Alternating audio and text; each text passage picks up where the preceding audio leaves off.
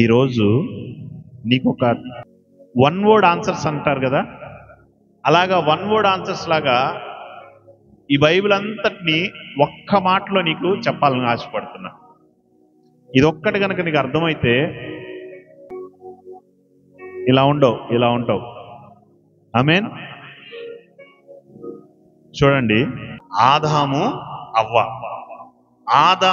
అవ్వ పాపము చేయక ముందు రోజు వరకు, లేదా పాపము చేయక ముందు క్షణం వరకు ఎలా ఉన్నారు?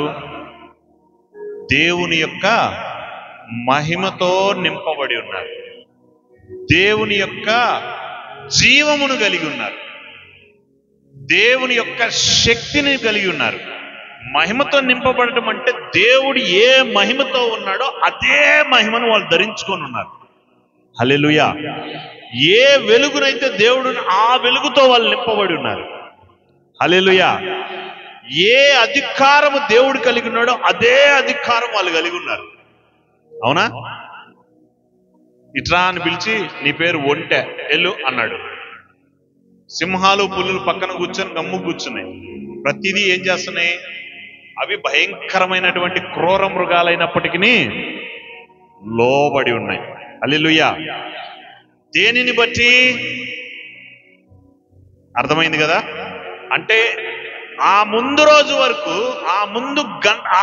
ఆ పాపము చేయక ముందు క్షణము వరకు ఆదాము అవ్వ ఎలా ఉన్నారంటే దేవుడితో ఏంటి యేసయ్యా, ఏంటి బాగున్నావా, ఏంటి సంగతులు? దేవుడు ఏదైనా తోటలో ప్రతిరోజు సాయంకాలం పూట ఆదాము దగ్గరికి వచ్చేవాడు. హల్లెలూయా. వచ్చినప్పుడు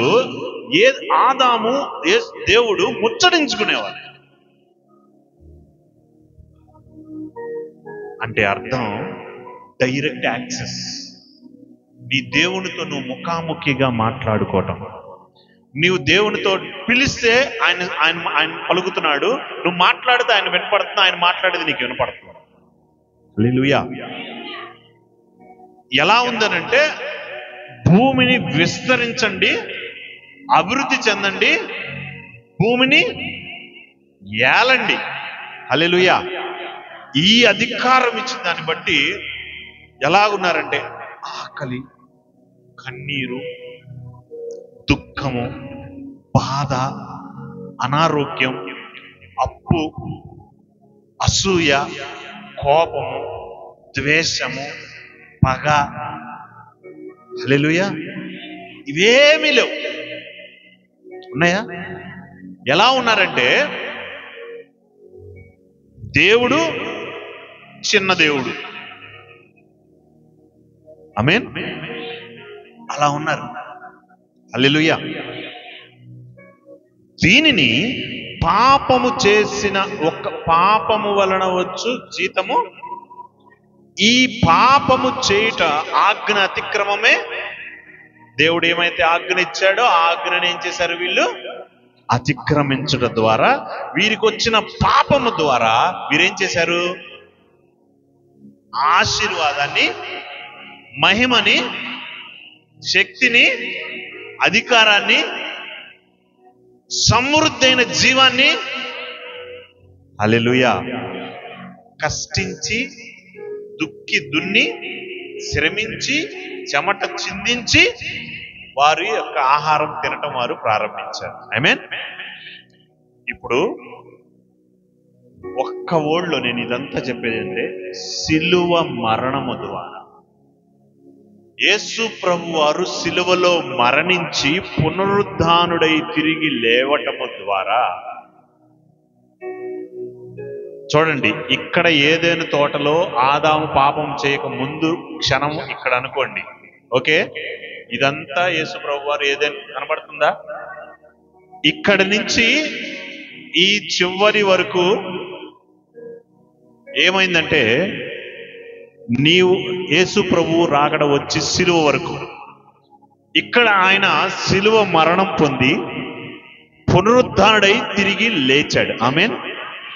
తిరిగి లేచుట ద్వారా యేసు ప్రభువారు ఎందుకు వచ్చారు, ఎందుకు చనిపోయారు, ఎందుకు తిరిగి లేచారంటే, చూడండి ప్రియులారా, ఒక ఎడిటింగ్ చేసేటప్పుడు అన్ని ఫిల్ములు కట్ చేసి కలుపుతారు కదా, ఇక్కడ కట్ చేసి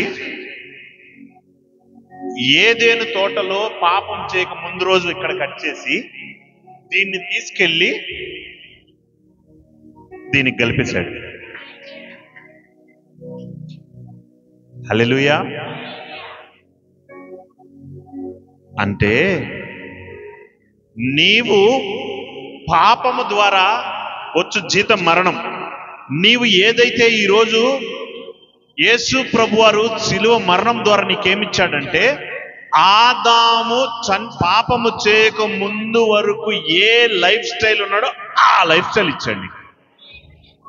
హల్లెలూయా.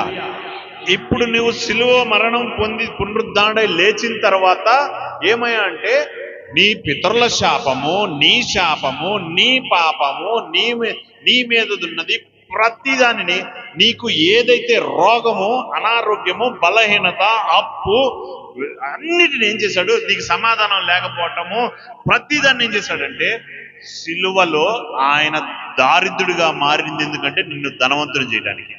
ఆయన శరీరము దెబ్బలు ఎందుకు తిన్నాడంటే నీకు స్వస్థత ఇయడానికి. సో ఆదాము పాపము చేయక ముందు స్వస్థత కలిగి ఉన్నాడు, ధనవంతుడై ఉన్నాడు, అధికారం కలిగి ఉన్నాడు. ఇప్పుడు ఏం చేశాడంటే యేసు ప్రభువారు చనిపోయి తిరిగి లేస్తూ, నేను ఆ అధికారాన్ని నీకు ఇచ్చేళ్తున్నాను. ఇప్పుడు ఏం చేశాడంటే, ఆదాము ముందు వరకు ఏ లైఫ్ స్టైల్ ఉందో ఇదంతా నా ఉచితమైన కృప ద్వారా మా హల్లెలూయా ప్రతిదీ నేనేం చేస్తున్నానంటే తుడిచేస్తున్నాను నా శిలువ ద్వారా, మరణం ద్వారా. దీనంతటి కలిపి నేనేం చేశానంటే వెల చెల్లించేశాను.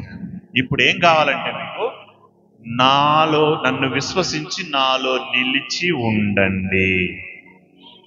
హల్లెలూయా. ఇప్పుడు ఇదంతా నా ద్వారా జరిగింది కాబట్టి, నాకు లోబడుతుంది కాబట్టి, నువ్వు నన్ను విశ్వసించి నాలో నిలిచి ఉండు. హల్లెలూయా. అర్థమైందా? ఇప్పుడు ఏ జీవితాన్ని దేవుడు నీకు ఇచ్చాడో తెలుసా? ఈ సత్యము నీకు తెలియక ఇన్ని సంవత్సరాల నుంచి ఇంకా బలహీనంగా ఉన్నావు. ఈ సత్యము నీకు తెలియక ఇంకా నువ్వు అప్పుల్లో ఉన్నావు. ఈ సత్యము నీకు తెలియక ఇంకా నువ్వు ఎలా ఉన్నావు అనంటే అవిశ్వాసములో, బలహీనతలో, అనారోగ్యములో, ఏదో నిరుత్సాహంలో ఉన్నావు. సత్యం ఎప్పుడైనా, సత్యం ఏం చేస్తుంది మిమ్మల్ని? ఒకటి. రెండోది ఏమేం చెప్పండి? సత్యం ఎప్పుడైతే నువ్వు తెలుసుకుంటావో ఆ సత్యము నీకు, అపవాది అనేవాడు ఎప్పుడు కూడా భ్రమపరుస్తాడు. భ్రమ. నీవు ఒక మాట చెప్పనా, ఎప్పుడైతే నువ్వు నమ్మి విశ్వసించి ఈ యొక్క మర్మాన్ని నీవు గ్రహిస్తావో, ఇది నాకు గత 2-3 వారాల క్రితం, 2-3 వారాలు కాదు, మన మీటింగ్స్ ముందు పోయిన నెల గురువారం కూడా అప్పుడు చెప్పాను మీకు, దేవుడు నాకు ఇచ్చిన ప్రత్యక్షత ఇది, ఈరోజు ఎవరు మిస్ కాకుండా రండి అన్నాను ఆ రోజు. హల్లెలూయా.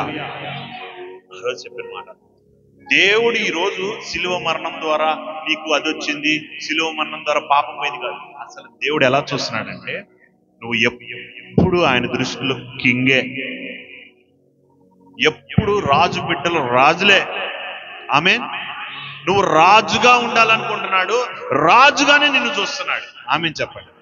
హల్లెలూయా. ఆ విధంగానే నువ్వు ఉండడం ఆయనకి ఇష్టం, అలాగే ఉండాలి. దాని కొరకు నువ్వేం చేసావు? అతిక్రమించావు, వ్యతిరేకించావు, సొంత నిర్ణయాలు తీసుకున్నావు, పాపంలోనికి వెళ్ళిపోయావు, మరి చీకట్లోకి వెళ్ళిపోయావు, చీకట్లో పడిపోయావు. కానీ దేవుడు ఏమన్నాడంటే, నా నామము ద్వారా నీకు స్వస్థత, నా నామము ద్వారా నీకు విడుదల, నా నామము ద్వారా నీకు ఆశీర్వాదం. హల్లెలూయా.